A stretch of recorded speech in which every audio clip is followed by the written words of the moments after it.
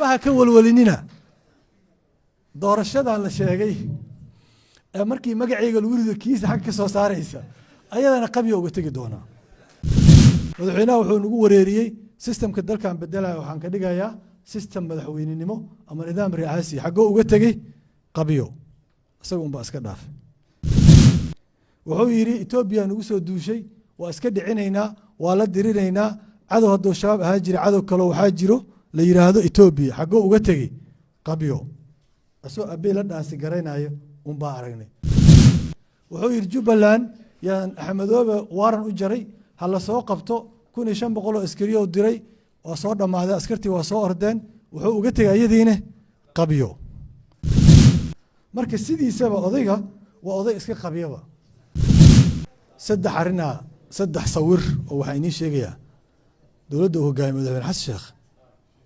saddex sawir picture ay aad aan ugu taajiro midka koowaad waa gabar yar oo iskuul ka soo noqotay ee dharkii iskuulka qabta ee gurigeeda dunsan kortimid waa sawir koowaad ka labaad askari Soomaaliyeed oo Kenya iska dhiibay ma tahay mise maaha ku been abuuranayna mid saddexaad waa dad masaakiin oo meedo qabuuraha la faagayo waad ii sheegaysaan hadda calaamad kale oo ku suntan tahay dawladdiisa ay jirto waxa dheer oo ka sii daran in aad arkayso 2000 oo askari Soomaaliyeed oo qax ah askar qaxda lama arag askariga ama waa dagaalama ama dib u gurasho dagaal u sameeyaa laakiin askari qaxaya ma jiro askar tignika wadato hub wadato oo qaxaysana waan aragnay waa dhibaato anaga waxaan u haynaa diinila hal qiimeey dawladdan sawiradaas waay waxa qiimeentooda iska leh waxaa si weydiin mudan marka xagee maanta taagannahay maxaase mustaqbalka uu noqonaya inaan isla eegno ayadan waxaa dadkaas xabtayda iga horreeyay ka dhawaajiyeen halkii xisbi ee weynaa ee habeen dhaweed dhisay dadaa waxay la soo istaageen fagaaraha war anaga xisbiyaan dhisanee idinkuna xisbi dhista horta waa la sheegay si fiican loo sheegay xisbiga horta wasiirada laba la kala dooransiiyay xilka ama xisbiga waa facts kulli waxay dhaheen waxaan ka tirsanahay xisbiga madaxweynayaasha dowlad goboleed saddexdii la joogtay waxaa la yiri ama waa ligu soo duulaa ama xisbiga soo gala ama waa lidumina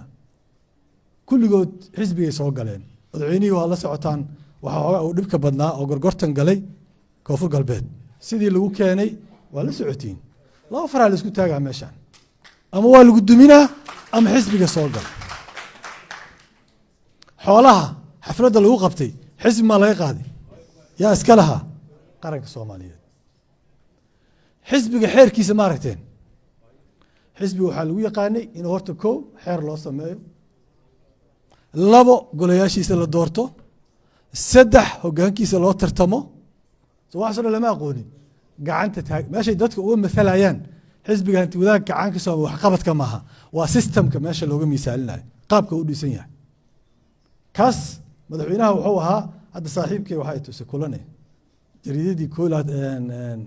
xiddigta Oktoobar oo soo baxday 1976 madaxweynaha gudoomiyaha xukuumadda hogaamiyaha xisbiga waxa dhan asaas ku ahaa odayga meesha laga hadlaa systemka la koobiyeynayo waay systemka la koobiyeynayo odayga hadda muxuu yiri ana madaxweynihi ah ana gudoomiyaha xisbiga ah aniga ah musharaxii xisbiga muxuu u noqday gudoomiyaha xisbiga madaxweynaha gudoomiyaha xisbiga noqday ma rabin waa lagu heshiiyay waay maadaama lagu heshiiyay wuxuu yiraahdaa ii soo celiya aniga qaadanay meesha marka in la fahmo dhalinyaro iyo aqoonyahan xildhibaano waxa waaye hadduu madaxweynaha kari karo oo dalka wada xukumi lahaa oo awoodda oo dawladnimada gacanta u wada jir lahayd muxuu sameey lahaa waa wax laga hadlayo wuxuu sameey waayay uu sameey kari waayay ma wax laga hadlayo hadduu xubnihii qasab ku keenay ama xil ama xoolo ku keenay ama hanjabaad oo kugu soo duulaha waa ku duminaa hadduu ku keenay oo dadkii corruption iyo musuq maasuq uu ku keenay hadduu midda awoodda ciidanka lahaane annaga xataa waana qasbi lahaa waxa laga hadlaya marka waa intentionkiisa tabardarradu meesha dhigtay waaye dalka marka wuxuu u rabo inuu hal xisbi ku celiyo allahu naxariistay aadan cabdulla cismaana la doortay waxaa la doortay cabdishii cali sharma arki syl labadoodaba guddoomiyaal xisbi ma ahayn taarikhda waa qoran tahay rag kalaa ka ahaa xisbiga guddoomiye waxaa laga hadlaa marka waxaa waaye sidoo madaxweynaha jeclaa lahaa waaye ay tabarta u dayrisay laakiin jacaylka muxuu rabi lahaa inuu keligiis taliyo oo keligiis la yidhaahdo adaa guusha wado oo guul wadow siyaad loo qaado hadda ka hora waxaa la yidhi wasiirad ka mid ah wasiiraddii xukuumaddii kacaanka waxay igu tiri odayga markuu shilka galay 86 yaa xisbigaa guux ka dhex bilowday in la kala qaado saddexda xil xukuumadda iyo madaxweynaha iyo xisbiga marka baarlamaankii xusoo kulmiye jargaraynaya la isugu tegey allah u naxariistay asagana marka odaygii waa yimid maxamed siyaad barre allah u naxariistay guuxa wuu dareemay marka baarlamaanka dhex jira wasiirad fadhisaa ii sheegtay guuxuu dareemay marka in wax la diidan yahay yuu arkay war maxaa jiro oo wixii warsaday taliyaashii ciidamaha ribood bixiyey mid kasta wuxuu yidhi madaxweyne anaga kacaanka u hoggaansannahay xisbiga u hoggaansannahay dadka kacaandiidka gacan biraan ku qabanayna way khudbeeyeen way fadhiisteen odayga weli dareenka uu arkay meesha ka jira war maa lay sheega waxa jira guuxa muxuu yahay ku celiyo allahu naxariistay janaasuulley nin la yihahdaa gacantaaga wuxuu yidhi madaxweyne dadkan waxa qalbigooda ku jiro ma kuu sheegayaan anaase kuu sheegayo wax qalbigooda ku jiro oo ay cawadoo dhan kaa qarinayaan maxay too yidhi abuukar markaasuu yidhi waxay rabaan inay ku dhahaan saddexda jaakad islama sida kartide yaa mid lee reebee labada kale iska dhig laakiin aniga haddii la weydiiyo dhahay ana in la kala qaadi karay lama aha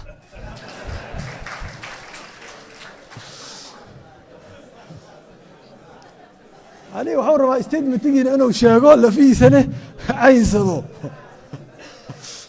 dadka habadhooda meeshaas lagu soo aruuriyey nin dhihi kara male war madaxweynehu food xataa lagula galo nin dhihi kara male saa xisbigii guddoomiyihiisii musharaxnimadii madaxweynihii iskugu haysane dowladdaas sida la sheegay awoodii xukun haysatay tan maba haysataba maxaa looga baqaa marka waa tacbaannimo iyo nafjeclaysi wax looga baqaayo halka xisbina xaalkiisa horta waa sidaas xaggee joognaa maanta xaggeese loo socdaa waa midda ugu muhiimsan oon rabo inaan sheego waxaan joognaa in maamulkii dowladda federaalka ahaa iyo xukuumadihii dowlad goboleedka ay kala qaybsan yihiin inuu madaxweynaha leeyahay cidaan dheg jalaq u siinaayo ama loo joojinaayo ma jirto waxaa iiga daran marka waxay tahay madaxweynihii maalmahan wuxuu ku waashay inuu tusaale u soo qaato madaxweynihii ku horreeyey oo yidhaahdo anaa saas dhihi jiray oo haddaad dhihi jirtay waxa xumaayeen madaxweynuhu ma iska dhaaftid wa shahida shaahidun min ahli asaa isku markhaati fura odaygii aniga dadkii saas dhihi jiraa ka mid ahay dadkii dhihi jiray shaatiyaa tolane maxamedow dadkii dhihi jiray wixii kaloo dhahay maxay ahaayeen u lahaa ya waa tolo waaye shaatiyaa tolane ninkii dhahay maanta u lahaa taas abeendood meesha hoolka muxuu ka lahaa iyadani wuxuu ka lahaa looma dhamo anaa soo dhihi jiray oo haddaa dhihi jirtay ma iska dhaaftid waaba wax fiican maahane so ayaan darro maaha maxaan joognaa musuqii ku-takarfarkii awoodda iyo boobka hantidii dowladda oo meeshii ugu xumeed maraya injineer cabdulla carabaa si fiican u sheegay wasiirka waddankan dhaqaalihiisa karaisiska waxa geliyey in lacagtii hal jab ay ku dhacayso waayo dhulkii dowladda oo la xaraashahay maxuu keenay kii kale inuu jebiyo u keenay lacagtii kaashkaa in banaanka loo qaadahay keentay oo circulationkii lacagtii uu istaagay halkaas waxaa ka ratimaya in dhaqaale xumaa ka ratimaysa dadka inay shaha cabi karin xataa 4 to 5 bilyana lagala baxay dalkan oo Kenya lagu maalgashaday waa daato haddaad tag central bank aa ka helaysid waxaan iska dhahayna maaha waa laga kala cararay sababtoo ah dadkii maal rajada lahaa ee maal gasho lahaa dalka waxay ka cabsadeen rukuud iqtisaadi macnaheedu maxaa dhacay recessionaa dhacay dadka hadday waddanka maal gashtaan waxba ma helayaan waxba heli mayaan maxaa kaloo dhacay niyajab iyo quus dadweyne oo dhalinyarada tusaale u ah inay rajo la'aanta ka qaxayaan. qof baa markii si fiican u dhigay civil work intaan ku jirna wuxuu yidhi rajaan lahayn inay dowlad imaanayso, laakiin dowladda haddii laga rajo dhigo wax ka xun lama arko. maxaa dhacay niyajab beesha caalamkaha yimid oo qaarkood aysan qarsanaynin.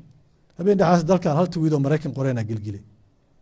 tabarta dowladda Soomaaliya intay la ag tahay fiiri, one tweet aa dowladda isku dhex yaaciyey. maxaa dhacay masruufka maamulka iyo baxshaanoo maxaan looga maarmayno shabacad leh. waxaa iriyo dhahay qaramadii midoobay qalin Maraykan ma tihiin waagu janaacidii taageersanaayo shirbi jir Allah naxariist. markaas ii jawaab waxay dhaheen u dhahay masruufka maamulka oo baxshaaho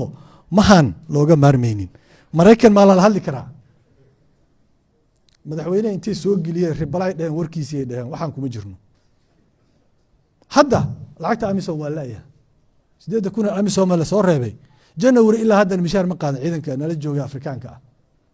madaxweynuhu wuxuu leeyahay ciidan caloosha u shaqaystayaal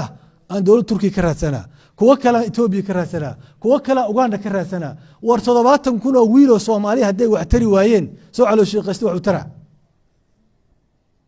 soo wax u tari karaa. waxa ciidanka nambarkiisa inaa mid keenta ma mushkilad, waa mushkilo hogaamineed, waa mushkilo leadership. qof u dagaalamaya musuq ma jiro, qof u dagaalamaya inaad adiga qaraabadaada iyo dadkaada iyo qoyskaaga xukunka haystaan ma jiro, qof u dhimanaya arrintaas ma jiro. waxaa dhacay marka taageero la'aan beesha caalamka. waxaa qarka loo saaran yahay kabkii miisaaniyadda ee ciidankan lala jooga amisom in la waayo, qarka loo saaray. argagixisadiiyo tamar iyo awood cusub soo heshay energy. sax waaye sanad iyo barkoor waa baacsanay, dowladdu way baacsatay, laakiin hadda maxaa dhacay iyagaa dowlad soo baacsaday. weligaa allah can waa ka adkaa jirta markaa raacdayso, hadduu adigu soo raacdee masaa kaa haraa ka yaabin. nimankii tabarta darnaa ee aan baacsanayay hadda ayaga wax soo baacsan ma inay meesha ku joogaan inay kula tahay ma ku istaagayaan. waxaan siinay hub dheeraada oo ciidamada ka furteen, waxaan siinay energy dheeraada, tamar dheeraadaan siinay, waxaan siinay awood dheeraadaan siinay. ciidankeenii waxay dhaheen ilka doofaar ii sahansan. yaa sameeyey waxaas? yaa mas-uuliyaddaas iskale? waxaa kaaga daran hogaan xumada, go-aan xumada. waxaa lagu leeyahay hebel madaxweynaha xilka waa ka qaadaa, hebeluu ku bedelaa. maalin kasta waxaa lagu leeyahay hebelaa xilka laga qaadaa, hebelaa lagu bedelaa, hebel wasaaradda waa iska joogaa, hebel saan maaha, hebel inta waa fadhiyaa. macnihii dowladda dhanba decision making process ma jiro, quality of leadership oo go-aan lagu qaadan karaa ma leh, waa paralyzed systemka. dowladnimo meeshii halkaas ayadana ay maraysaa. 3 scenario unbaa possible ah meeshaana uga baxa. anigu 2 process unbaa Soomaaliya hadda dowladahan dowlad dhiskii dambe aan ka maqnaa. arti iyo eldoreed ma joogin, laakiin si dhawaa ula socday. intii wixii ka dambeeyay waa dhex taagnaa. say wax ku dhamaa jireen baa in la wadaagayaa, say wax noqonayaan laakiin ilaah og. kow inuu madaxweyne asgarto oo rushdiga usoo noqdo, caqliga iyo garaadka iyo maskaxda usoo noqoto, oo yiraahdo nidaamka halka xisbi iyo waxaan oo meelaha ku orday dadka masaakiinta xaafadaha laga soo aruurinayay iyo filinka inuu iska dhaafo, oo talada dhexda soo dhigo, maamulada ka maqan raadiyo, mucaaradkiisa raadiyo, ku qanciyo dadka Soomaaliyeed beesha caalamkaba in talada la wadaago. waa la waayey. midda uu jeclaa lahay waa hadda Cabdiraxmaan Cabdishakuur aan ahay inuu madaxweynaha aqligiisa iyo garashadiisa usoo noqoto. scenario number 2 waa baarlamaankeena oo dhufaan ka baxa.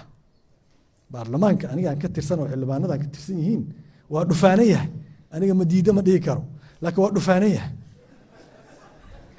dhufaannimadoo ka baxa, xukuumaddow la xisaabtamaa, xilkuu ka qaadaa. u fiirsada. ra-iisul wasaare karti leh iyo golo wasiiroo karti leh oo transitionka maamulo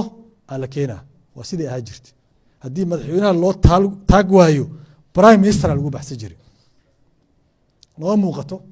oo prime ministerkii hadda iyo madaxweynihii qofka xilka haya anaga maba kala naqaan hadda. haddii baarlamaankeena ilka yeesho oo xukuumadda la xisaabtamo iska bixiyo oo ra'iisul wasaare iyo xukuumad halkastana dhiman kala guurka samata bixiyaa la helo weli gudaheenna ayaa halkii aan ka haysanaa markii hore weli halka gudaho yaalla hadduu madaxweynaha wax garto hadduu gara waayo baarlamaanka oo ilka yeesha oo karti yeesha waa sinaariya labaad oo iska bixiya xukuumaddan fadhiidka ah iska saara haddii la waayo ilaahay ma qadaro waa kambala kambala say ku tihi mataqaani horta dadkii ka qayb qaataan kamid ah aniga ha xumaataa ma fiicnaato madaxweynihii ra-isul wasaarahan kala gara weyne intaas la ahayd bes waa ina ogaatiin madaxweynihii ra-isul wasaarihi cumlo waxda naga noqday sideeda waa ina ogaatiin ra-iisul wasaaraha dalkan power sharingka muxuu ugu dhisan yahay keliya maaha ra-iisul wasaaraha waxaa laga rabaa 3 qolo inuu isku hayo madaxweynihiisa dowlad goboleedyada iyo baarlamaanka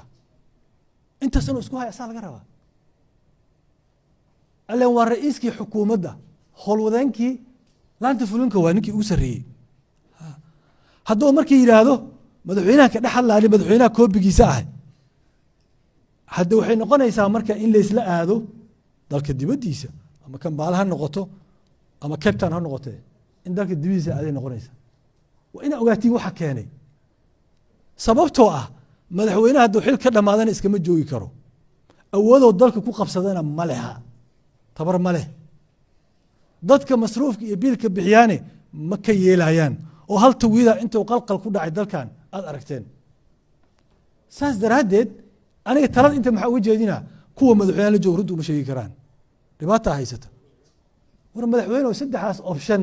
kala dooro aday miiskuu saaran yihiin aday miiskuu saaran yihiin midaa anaga leenahay parliamentary haddaan nahay haddaan dadnimadaas leenahay inaan isdhaafino xukuumaddan fadhiidka